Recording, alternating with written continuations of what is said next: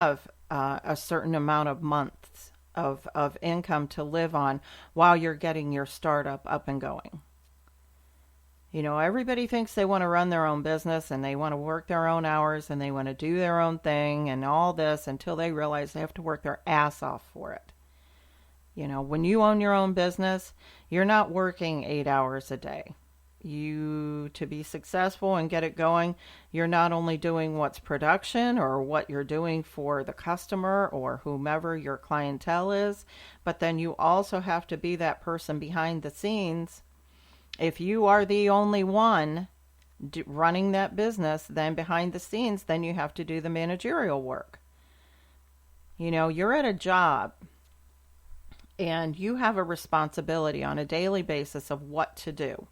And that is your air quote responsibilities. This is my job. This is what I know. Well, while you're doing that, if it's a successful company and a company that's being run right, while you're doing that, you have managers behind the scenes that are doing the other work, the purchasing of inventory, the getting procurement set up, getting other employees hired and trained while you do the responsibilities of your job.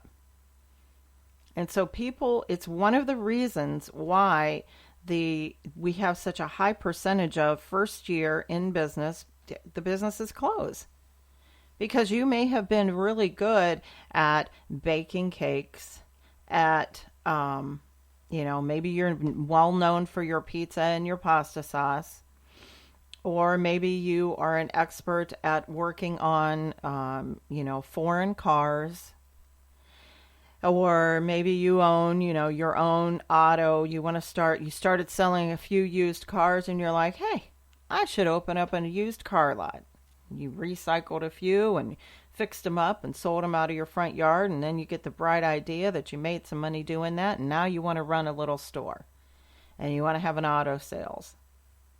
Well, you don't get to just sell. You don't get to just fix the car up and sell it. You have to do all of the other legwork that keeps the lights on. And you have to do setup and management.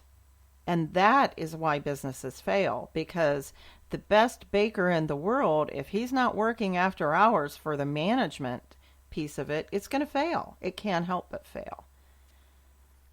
So when you're looking at things and you're looking at what you can be doing and what it takes to get you wherever it is, whether it's your own startup business or you want to go on vacation or you want to do something drastic to your home and remodel it, add on a room. I'm facing that right now. There's so much I want to do. I've got a beautiful piece of property. I've got a small home that I would like to redo, refreshen with all of the decor, and make some major changes. And when it's done, it's going to be beautiful. But I'm in the mix of trying to figure out, what do I have to do to get me there? What kind of preparation do I need? I can't just flip a switch. I've done this sort of thing before where I'll go, you know what? I'm going to do that. And I go and I do it and I fail because I didn't prepare. I wanted to start painting my own house with my own two hands, and I can do this all by myself, the exterior of my home. And so I bought some paint and I bought some paintbrushes and I'm like, I got this. No, I didn't. I didn't prepare. I didn't prepare for the extra cost that it would be for certain things. Extra brushes, rollers, all of that. A ladder, for the love of God. And I shut down. I stopped. And it's all in preparation. You can't whine and cry and say that you're never going to get to go, on that fabulous vacation that you've always dreamt of if you didn't do anything to prepare. So that's my message today is, there's a lot of things I was thinking about. I just came back from vacation. I drove I was pretty quiet in the car. I had my daughters with me. We drove from Virginia Beach back to Ohio on Monday. Beautiful drive. My, beautiful weather. A lot of time to reflect and think. And I realized this about myself. So when I make recommendations and or, I see it's because I'm going through it with you. And the preparation for this show has been all my life. I've got materials, notes, books, things that I've studied, I've written, but I'm just doing the show. So I'm now in the process of what will I need to get my word out there to others? What will I need to do to expand on exactly what I'm doing? And so I'm writing and I'm preparing, but I'm not going to dive in and try and do those extra things unless I've become completely prepared on how it's going to happen.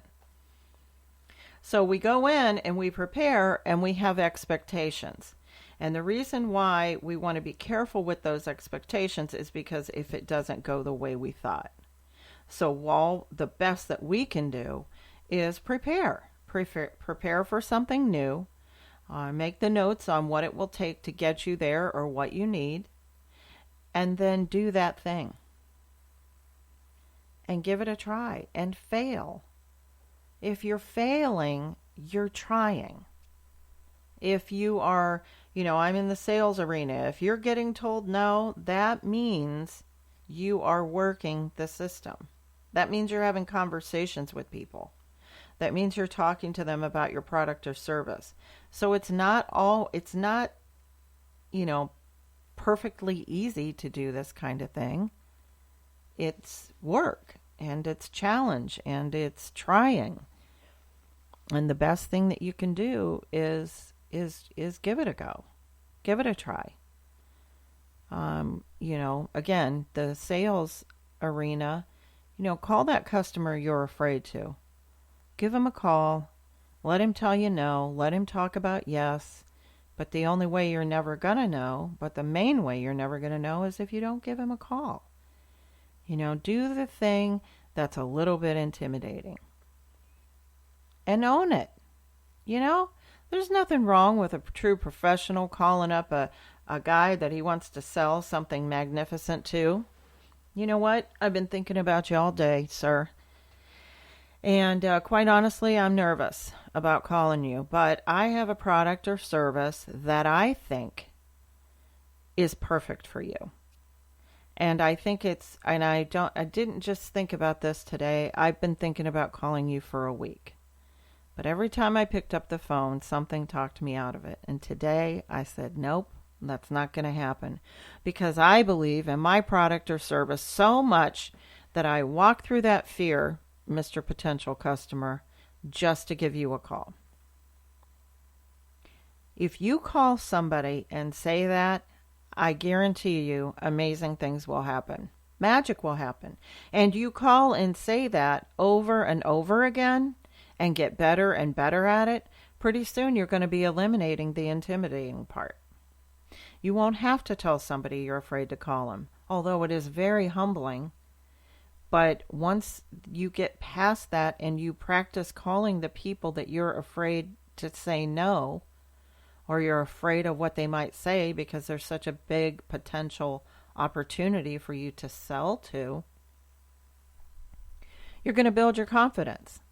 And you're going to be able to pick up that phone easier, more and more. But it isn't to say that you'll slip backward and, be afraid to call the next big guy or a woman that runs a company that you want to help them with. Do that thing. Pick that phone up. Write down what you need to do for your vacation. Write down your plans for building your home or buying a new car. And figure out what it takes to get there and prepare. And if you arm yourself so well, you will go through. It's what sets great business people apart from lousy business people. The great successful people, mentors that we're looking at, those are people that prepare. Now, the reason why you prepare and you practice is so that you are ready for when it doesn't go right, when it does go wrong. But at least you're trying. And you've written down your prepared notes and you are following through with them. Does that mean that your prepared notes will not change or need to be altered? No, that's not what that means, but you can reflect back on those original notes. And you can say, okay, this is where we were, this is where we want to be, and this is what happened and why we're hitting a stagnant point and we need to reevaluate. Nothing wrong with that. But what is wrong is if you're not preparing and you're not trying. That makes me crazy. So I leave you with that thought today. So I don't care whether you're working on a project in your house or you have a great business idea and you think that, maybe you're an artist and you've got all this art sitting in your house and maybe you've got these beautiful paintings or things that you create. I know a lot of people are restoring furniture and things like that, and you've got this little arsenal of all those pieces of furniture and you're just looking at how nice they are. Okay, so you're an artist and you've created this. Now what are you going to do to share that talent with people, to share that art with others? So maybe you have a little art show in your driveway. Maybe you find a place that's having like a craft fair. And you start sticking your toe in the water and you get your name out there. But before you do that, be prepared for people that might place an order. So have your paper there that they can do that. Have pricing that they can order from you. Because if you have a beautiful talent and art and things like that you have that someone else might want, you better be prepared and hope that someone does want to order or that you find more pieces or that you get. And that's another thing. So you go to the art show, you go to the craft fair, whatever, you sell your art. Now you sell every piece. Let's say it's $1,000. Had a few pieces out there and they're gone. Now you got $1,000. Be prepared on what you're going to do with that $1,000. What do you save? What do you spend on more inventory? And for God's sakes, give yourself a little dinner out or something. Pay yourself if you want. You can't draw on an income of if it overextended what it took you to make the art, what it took you for the materials. That's another thing people do. They don't budget right for inventory. And so now they got to run out, they got to get more paint, they got to get more art, they got to get, canvases or whatever pieces we're talking about. And you've got to talk about time. Now somebody said, hey, I want to order one of your paintings. Well, how long does it take for you to do that? So now you have to budget time. And if it's taken you 20 hours to do it and you're only selling it for, $100, something's wrong. Because you're never going to make money. You're not going to profit from that. And you're going to get yourself into a bind and you're going to start feeling frustrated of you've got to get all these projects done because you gave people a certain time limit. Let's say somebody orders something. How long does it take you to do it? Did you tell them they could have it in 2 weeks? And now you're on the second week and you're working on 3 other projects and you're not done with theirs. So all of those things start coming into play, and that is why businesses fail.